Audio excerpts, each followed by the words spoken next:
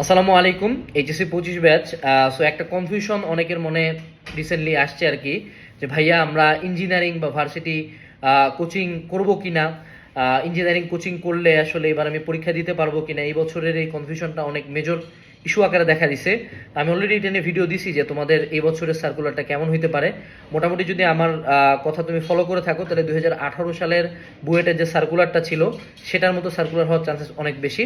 তারপরে যদি না হয়, আমরা এজ কোর্সের পক্ষ থেকে এবছর একটা জিনিস ডাকতেছি, সেটা হলো তুমি আমাদের ইঞ্জিনিয়ারিং প্রোগ্রামে যদি ভর্তি হয়ে থাকো এবং কোনো কারণে যদি তোমার রেজাল্ট খারাপ হয়ে যায়, তাহলে তুমি বাই ডিফল্ট কোনো টাকা ছাড়া সম্পূর্ণ ফ্রিতে মাইগ্রেশনের সুযোগটা পাবা।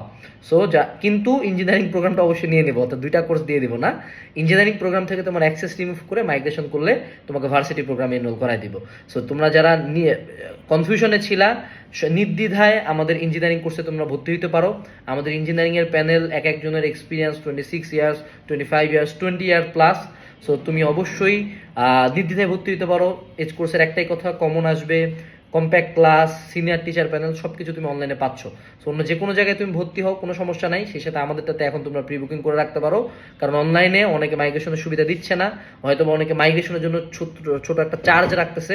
আমরা সম্পূর্ণ ফ্রিতে তোমাকে মাইগ্রেশনের সুযোগটা দিব।